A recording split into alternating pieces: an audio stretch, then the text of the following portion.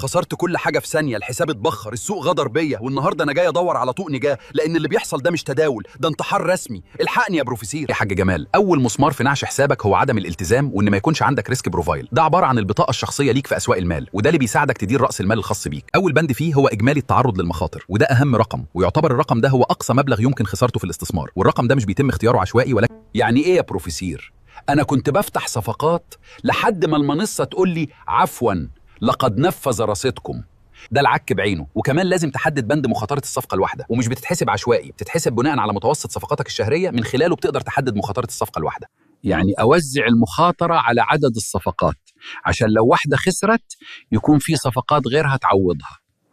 بالظبط. بس خد بالك، ما ينفعش رقم إجمالي التعرض للمخاطر ما يكونش مربوط بمخاطرة الصفقة الواحدة، وكمان لازم يكون نسبة العائد ضعف المخاطرة لكل صفقة على الأقل. والأخطر البند الثالث، المخاطرة الفعالة، دي الصفقات المتزامنة اللي مفتوحة مع بعض. لو فتحت 5 صفقات في نفس اللحظة، انت كده ضعفت مخاطرة حسابك 5 مرات. وكمان ما تنساش المخاطرة الفعالة على نفس الأصل، تبيع اليورو قدام الدولار وترجع تبيعه قدام الين، أو تروح تبيعه قدام الدولار مرة أخرى. كده انت حاطط بيضك كله في سلة واحدة. وخلي بالك، كل أرقام الريسك بروفايل لازم تكون مربوطة ببعض وفيها تناسق، ما ينفعش كل رقم يتم اختياره بشكل عشوائي.